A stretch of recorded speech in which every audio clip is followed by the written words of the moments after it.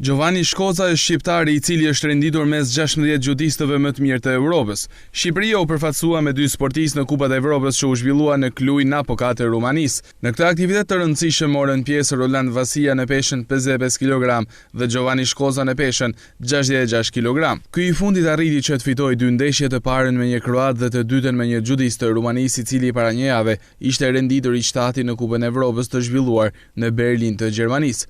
Shkoza zhvilloi ndeshjen e tretë me një italian, por nuk i arriti qëllimit që të fitonte duke mos arritur që të futet në teçen e Europës. Gjithsesi, renditja mes 16 gjudistëve më të mirë evropian për Giovanni Shkozën është një rezultat i rëndësishëm për judon shqiptare. Kjo ishte hera e parë që Giovanni Shkoza mori pjesë në një Kupë Evrope dhe menjëherë arriti rezultat pozitiv.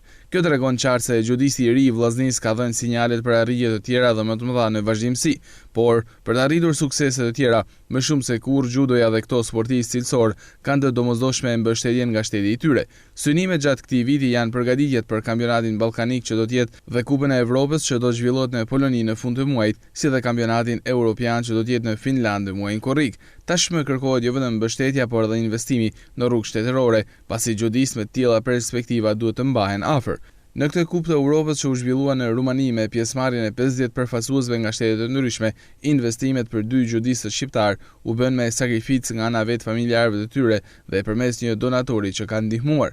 Nëse vijot në këtë lloj mënyre, atëherë dhe arritja e rezultateve të larta ndërkombëtare do të jetë vështirë nga judistët shqiptar.